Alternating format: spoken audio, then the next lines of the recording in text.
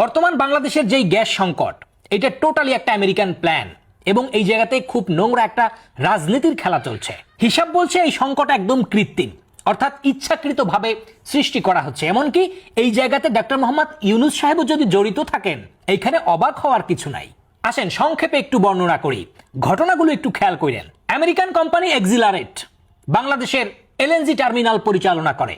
এই কিছুদিন আগে সেই এলএনজি টার্মিনালে আগুন লেগে বাংলাদেশের গ্যাস সাপ্লাই একদম পঙ্গু হয়ে যায়। সেই গ্যাস সাপ্লাই স্বাভাবিক করার জন্য সৌদি আরামকোর কাছ থেকে এক কার্গো এলএনজি কিনেছে বাংলাদেশ। কিন্তু আশ্চর্যজনক বিষয় হচ্ছে, সেই কার্গোটি বাংলাদেশে এসে পৌঁছাবার পরে আমেরিকান নিয়ন্ত্রিত যেই টার্মিনাল, সেই টার্মিনালে ঝুঁকিপূর্ণ অজুহাতে কার্গোটি ভিড়তে দেয়নি আমেরিকা।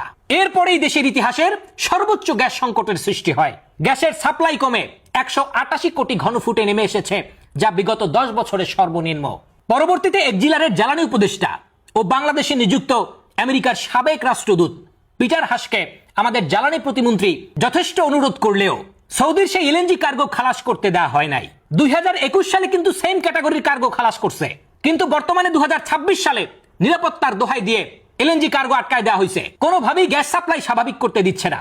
একটু খেয়াল করে দেখেন, 2021 সালে কিন্তু একই কার্গো একই জায়গায় খালাস করা গেলেও 2026 সালে আইসা একই কার্গো একই জায়গায় খালাস করা যাচ্ছে না। ঠিক এরপরেই করে যাওয়া ইউনূস সাহেবের আমেরিকার সঙ্গে বাণিজ্য চুক্তি, আমেরিকা থেকে 117 কার্গো এলএনজি বাধ্যতামূলকভাবে কিনতে হচ্ছে আমাদের। এতে বাংলাদেশের এখন অতিরিক্ত গুনতে হবে $330 মিলিয়ন। এইবার আসেন এখন একটু অঙ্ক মিলাই। আমেরিকান কোম্পানির টার্মিনালে আগুন লাগলো গায়েবীভাবে।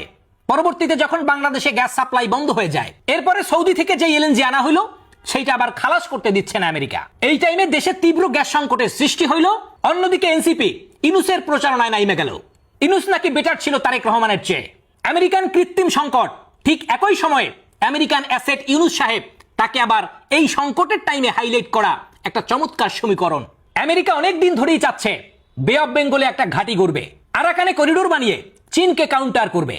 ঠিক এই ক্ষেত্রেই তারা বাংলাদেশকে ইউজ করতে চায়। কিন্তু সেই ইন্টারিম পিরিয়ড থেকেই বিএনপি মানবিক করিডোর সহ আমেরিকার বিভিন্ন প্রজেক্টের সরাসরি বিরোধিতা করেছে। কারণ দেশের স্বার্থ বিরোধী কোনো কিছুর সঙ্গে বিএনপি আপোষ করবে না।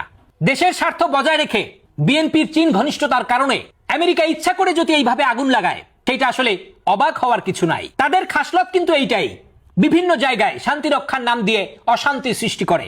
বর্তমান পরিস্থিতি দেখে স্পষ্ট যে এই আমেরিকার আরো একটা শখ আছে, সেইটা হচ্ছে এই ইউনূসকে তারা আবার ক্ষমতা এনে বাংলাদেশকে ভেনিজুয়েলার মতো একটি মার্কিন কলোনি তারা সৃষ্টি করতে চায়, যেইটাকে তারা চীনের বিরুদ্ধে সামরিকভাবে ব্যবহার করবে।